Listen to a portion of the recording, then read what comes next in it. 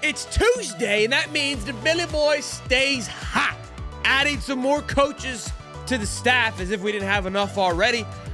I like the two hires. I really do. I feel like we've been overloaded, not overloaded, but we've always had this component of having a lot of offensive line coaches, and now you're able to have more assistant coaches, and you can do all these things and whatnot, and just the rules of the NIL, take advantage of it any which way that you can. So I like these two hires. We'll talk about them. Then our boy Todd Golden, you would think right now he'd be in Cancun. He'd be living life, celebrating the national championship, but he knows us Gators, we need back-to-back. That's the only way you can hang around Gainesville is you got to give us two. And what is he doing? He's working on putting back-to-back some Gator boys stay hot. We're going to talk all about it. Good to see you. Make sure you smash the like button and subscribe. Shout out to our sponsors today, Rocket Money. And let's dive right into it. Billy beefs up the line, adding two assistant coaches to the offensive line. Now, we talked about the success they had on Saturday, how great this offensive line is looking, but I think we can all agree that the recruiting hasn't necessarily been as electric, or as splashy as it could be. Now, these two hires, do they necessarily impact recruiting on a very basis level, meaning, hey, they're going to go out there and recruit these guys? No, they don't have, I don't think they're going to have the title to go do that. However, could they be a tool? Could they be part of the pitch when you come on a campus? Absolutely. And that's why I love these two hires, because of their experience, because of what they did in college and in the NFL. First one being Roy Eisfison. We'll leave it at that. 56, an assistant offensive line coach for the Cleveland Browns in 2024. And then from 2019 to 2023, he worked with the Philadelphia Eagles. That was with the Jason Kelsey line. Like, that offensive line was beautiful during that time. So worked with a really well-rounded offensive line, has a lot of experience, coached a lot of great NFL greats, including Jason Kelsey. So that excites me. That is a huge component that you can go and say, hey, I coach this person and this person. And in the NIL world, where money is a big factor, once you get that part figured out, where do you separate yourself? It's like, look, money's important now, but how can I get you to the next level? What experience can I bring? Rob Sale has an NFL background, obviously coaching the Giants. We know DeCoster came from the Browns. So now you're bringing two more guys with more NFL experience. So I'm love seeing this crossover from NFL coaches coming in and having an impact. The other one that I loved is James Carpenter. He's only 36. He played offensive line at Alabama and Georgia, and went first round 25th to the Seattle Seahawks, and won a Super Bowl with him in 2014. Massive there. Played with some of the top offensive line, played with some of the top teams in the country, especially Alabama and Nick Saban. You've been around a lot of great play. You go first round. You know what it means. You know what it takes to be in that world. This offensive line staff just got elite. And we know that. We know what it takes to be good in the SEC. It's going to come down to the trenches. And that's what excites. Look, we saw it on Saturday. We've been talking about it with the fact that they were able to retain who they did on that offensive line in regards to Austin Barber, Jake Slaughter, Damian George, Najee Harris. Najee was never going to go, but just getting him back for going into his third year. And then the right tackle, Bryce Lovett, absolutely just dominating this spring training, winning that offensive line award during the offensive or the spring training camp. So all those things right now are moving in the right direction. And I think adding someone like two guys like having success this year is going to translate into getting guys, because now you're going to find yourself, okay, how do you maintain success? That's what everybody wants. We don't want a big build up to the tippity top and then go back down. You're okay with ebbs and flows, but ultimately you want to keep going upwards. And we've got to make sure that we can recruit at that level, right? We don't want to have to go in this lull of developing guys. So I believe adding two guys like this will be massive in regards to, again, recruiting more top-tier offensive line. And we've already been in the conversation this year. We've talked about it with Corey Bender a little bit about DeCoster being on the trail more. Haven't heard Rob Sale's name. I did see Rob Sale there on Saturday on the field. Doesn't it appear that he'll be going anywhere? I know that was a conversation that we talked about on the show, just because we know that he had the title of co-offensive coordinator, but it kind of went mute because he was still up for contract negotiations. But as far as I'm concerned, I haven't seen what was confirmed, but he's still there, which I'm cool with. Love that they're able to figure those things out. So maybe he just took a different role and is liking where he is at and having success on the development. Look, I'll say that on the ones, the offense looked good, but also on the twos. Harrison Bailey doesn't throw for 300 yards if that O-line isn't hold up.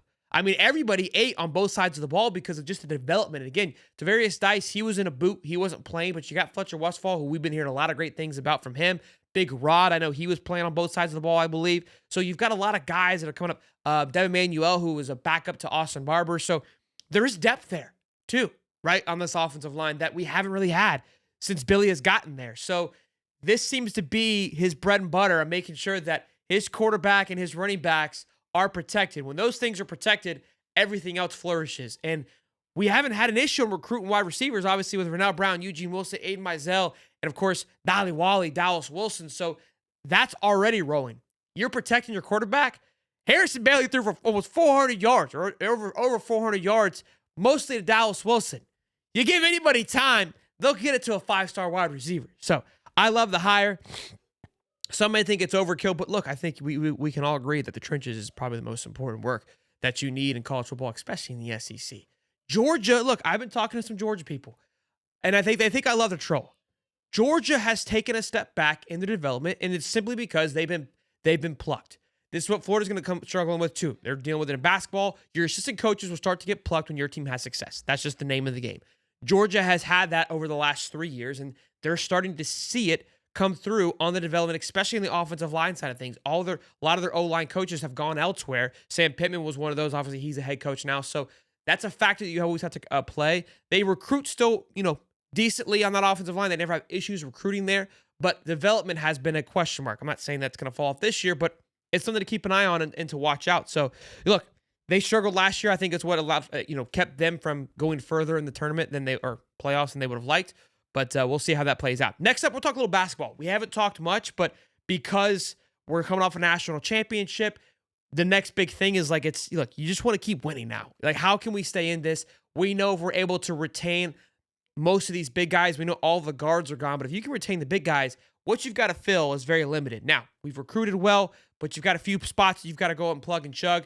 Aberdeen's coming back. So where do you go find some holes that are missing? And they're already working on it. He's set to visit today. Xavier Lee, top guard in the country from Princeton Tigers. 6'4", 180, averaged 16.9 a game, 6 rebounds, 5.5 assists, and shot almost 44% from the field last year at Princeton. Again, one of the top targets for most people right now. And he's visiting on Tuesday. Look, what's great about a portal, when you get a visit, that's massive. We've watched it in football. If somebody comes and visit your campus, you've got to feel really good about it. We'll see how Todd does. We know how Billy kind of takes more of the relaxed approach and lets them kind of feel it, make sure they're going to be a good fit.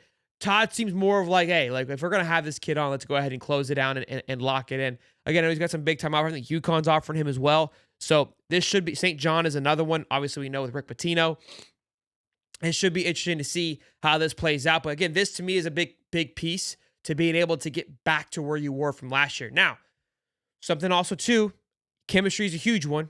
And that's going to be something when you look, the portal is nice because you're able to go and kind of plug in and fill in gaps that you do lose to the NBA or to other schools. But what this team had last year, what made them be able to excel is the chemistry.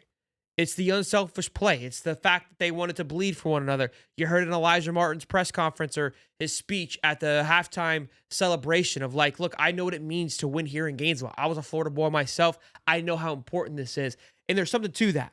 There's something to that because you're not just playing for the name on your back, but the logo on the front as well and for everyone around you. And it allows for you to feel like, hey, we can get this done. I believe in the guy next to me. I think that Todd Golden has done a good job because, again, in a way, this team was built through the portal and built through misfits. So who am I to say, hey, it's not going to work again? Because Elijah Martin was plugged in from last year. And it looked like he had been part of the team since 2006. You know what I mean? So if there's a team that can manage that. Todd has shown that, especially with how he did things last year. And you got to think with winning the championship and how he was able to up the draft stock and a lot of these players in just a year or 2 years, him being Todd Golden. Florida is going to be a top destination point for a lot of these players, especially going into the last year. Look, it's not all about the money. They want to get paid, but how can I go get drafted now? I've got to make one big splash. I know I've got the skill, but maybe I'm not just being seen enough. Where do I go to be seen, and where do I go to get maybe up in a couple of other spots, or maybe even around, if it be?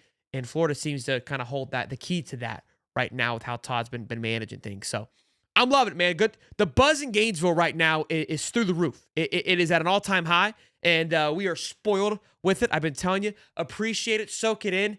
Don't think it's been, listen, in the last week since we've won a championship, it's been iconic. You win a championship on Monday. Tuesday was complete recovery day. We have a fantastic show on Wednesday. Friday, we go to Alma Mater. We have Clifford, Ben Chase, Cam Parker. That day was incredible, right?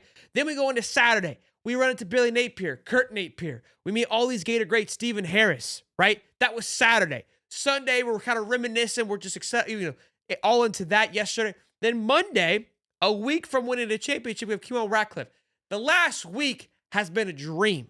And it sucks because it feels like you're like, just slow down. I'm trying to soak all this in. We are in a championship vibe right now. We got to make sure that we just hold on to it. Don't ever let it go. Y'all smash that dang like button. I'll see y'all soon. We'll see you tomorrow. Got another special guest for you guys tomorrow. We don't stop here. We don't stop. Next week, I think I can say it, Waltez Clark's Pop's coming on. We don't stop, boys. We're not stopping. We ain't slowing down. We ain't going nowhere. So smash the like button, subscribe. Y'all be good. Leave a comment down below. How you feeling about these hires? How you feeling about Todd Golden and this team going in next year? I want to hear it. I want to know it. I'll see you boys in the next one. Peace and love, baby.